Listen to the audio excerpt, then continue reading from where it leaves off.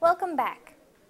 Aspiring poets in Fredericton took their art to the streets. Renowned English professor Andrew Titus led the way. He has a poetry workshop every Wednesday at 6 p.m. Emma Smith took a look inside. This is basically saying, you know, I spent all of my time writing these poems in a closet, and I don't really want to share them with you, but the publishers had me out on a tour, and I can't wait to go home. Poetry is different from the way it is written to the way it's presented. Andrew Titus has started a Stand and Deliver poetry workshop. Inside, people are learning to give poetry new meaning through presentation. Totally make work for it. Nothing like driving your point home, like banging it every now and then. How does poetry educate? Not what does it educate, not what kinds of things do we learn from it and things like that, but in our actual practices of pushing language to its boundaries, and in particular in taking it to the streets and performing it to other people, how does poetry teach us about ourselves, about our experiences, about our words, about our language, about our culture, about each other? Who's going to volunteer to go first? Bomb.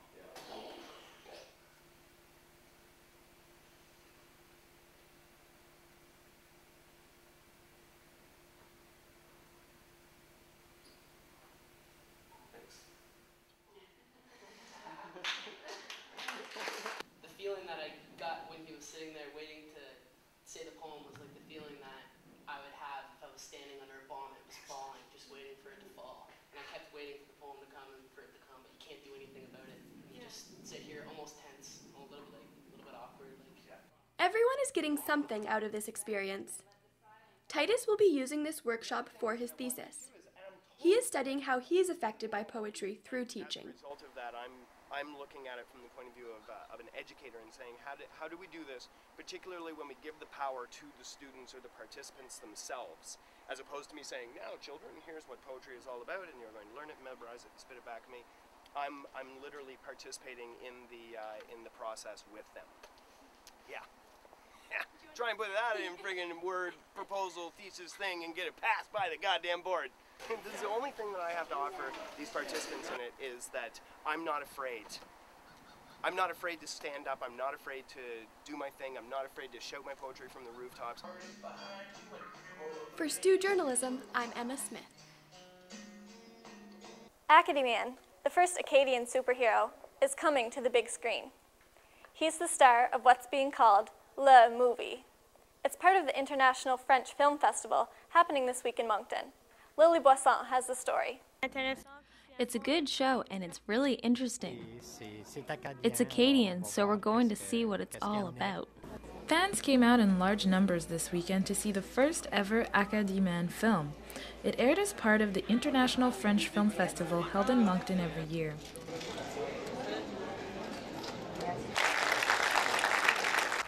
Dano Leblanc is the creator of Acadie-Man. He came up with the idea for the first Acadian superhero when he was still in high school. Basically, the idea at first was to have this kind of little gnomish person who lived in the woods, who comes out into to live in the city and feels really alienated. So that's kind of where it started. Acadie-Man began as a comic strip and then a series of comic books. The comics became popular and eventually Rogers approached Leblanc about making a cartoon series. For a year and see what happens. And within that year, I think, is when I got offered a TV show by Rogers to do it as a TV series. Acadie-Man is one of the only TV shows in Chiac, a French-English dialect spoken mostly in Moncton. It was more humorous for me to write in Chiac than write in standard French or English, right? Because it's humorous language, obviously. In a way, I see it almost as like a secret coded language for francophones around here. Acadie-Man fans can expect a sequel of the film in the future, and the television series may be appearing on screens across the country. Well, right now I'm in the middle of negotiating with two different national television broadcasters. For Stu Journalism, this is Lily Boisson. Have you ever wondered what's inside Fredericton's historical buildings? Well, one day every year, Open Door Fredericton gives people a peek inside. Colin Hodd has more. Forsake me not utterly, O Lord, reads the English translation of the Latin engraved above the door of the Provincial Archives. The staff in the building applies these words to the past by preserving the records of the people, institutions, and government of New Brunswick. Susan Shalala thinks it's one of the best kept secrets, and people don't realize what kind of facilities are here. The Archives is featured in Doors Open Fredericton, an event that lets people get inside historical buildings. The Archives are a reminder of just how close at hand history can be. The building is nearly 90 years old and served until 1967 as the UNB Library.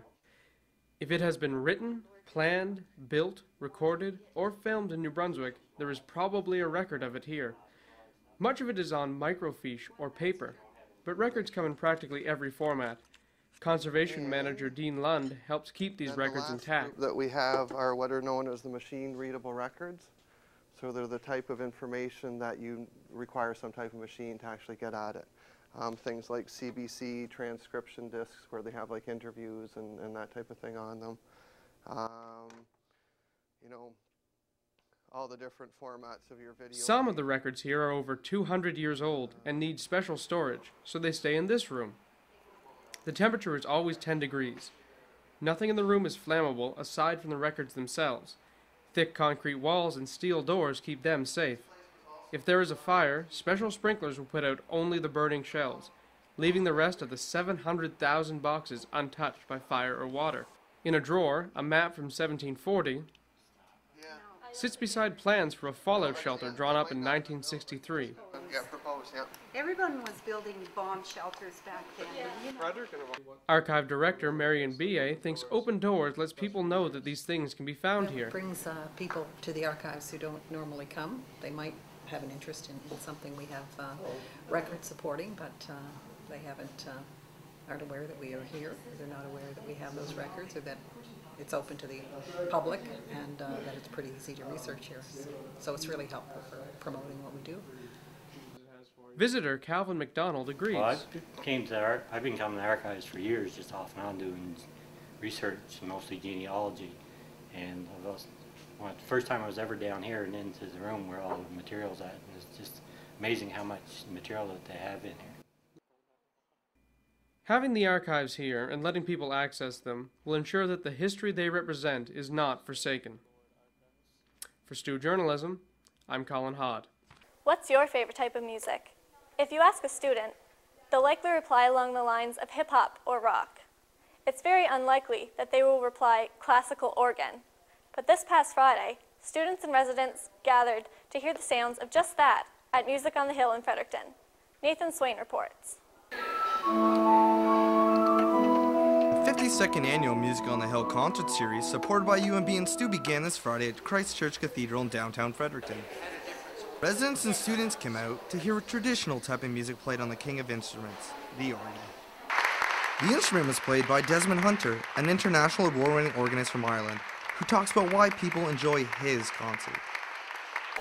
You might enjoy the music, you might just enjoy listening to the sound, because you can just enjoy listening to a great organ. Even if maybe the music isn't to your liking, the sounds might appeal in themselves. The purpose of this concert series is to get people talking about music that they don't normally hear, and make this type of music more available. I like organ music, and it looks as though this chap would be particularly good at, drawing out the best of the organ. Virginia Leiter is the administrator for UNB's Center for Musical Arts, and discusses the importance of Music on the Hill in the Fredericton community.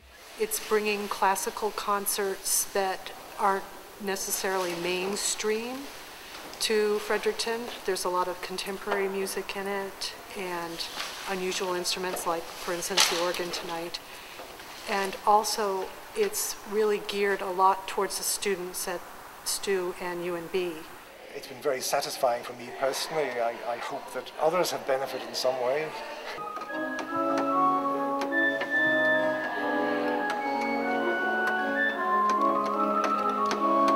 There's still 9 shows left in this concert series at various times throughout the year up until March 15th. After 52 years of Music on the Hill, they still believe they're educating and entertaining the students as well as the residents of Fredericton. I'm Nathan Swain at Christ Church Cathedral, Stu Basement Tapes. A new goalie has been brought in by the St. Thomas Tommies this year. But will it be enough to help the team? More on this after the break.